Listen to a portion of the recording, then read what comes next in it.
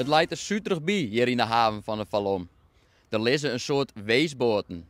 Dat zijn boten met van de eigenaar net voeren worden kan. Het barstbelang wordt er niet toe zitten, maar de zwaar binnenkant bij de gemeente en ze zei de gemeente, het is een breder probleem. We krijgen wel klachten op binnen en net alleen nog in dansen deel, maar ik heb van mijn collega-burgemeesters in Orengemeente dat het echt speelt. Het is echt wel iets wat in Friesland breed op dit moment een probleem ontworpen is. Want het loekt echt negatief gedrag op. Mensen die daar net jaren, die daar dingen doen die echt net jaren. Dus wij willen als provincie breed, als gemeentesection, hoe kunnen we dit aanpakken? En dan werken we ook aan met een werkgroep. Waarom had de gemeente hier zo'n oerles van en wat is die oerles?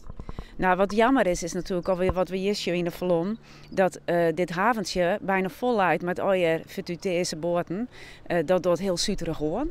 Het is echt slecht voor het milieu, want er zit benzine of olie in, dat komt in het wetter, dat wil je net. Maar mensen die hier aanlezen willen en denken, we willen hier mooi wandelen of fietsen, die kun je net meer aanlezen. Nou ja, dat is natuurlijk jammer, want in totaliteit is dat net wat je wil. Wat we nou doen is, als we dit signaleren, want je moet ook altijd maar wel helder hebben, is het een boot die in de steek litten is, of is het iemand die een tientje er net is, maar wel weer omkomt. Maar als wij denken, dit lijkt je te lang en dit kind zo net, dan doen we er een plakkaat op en dan vregen we mensen zich te melden. Gebeurt dat net, dan krijg je nog een herinnering en uiteindelijk krijgen ze of een boete of de boot wordt wij hellen, maar die kosten verhel je weg op de eigenaar.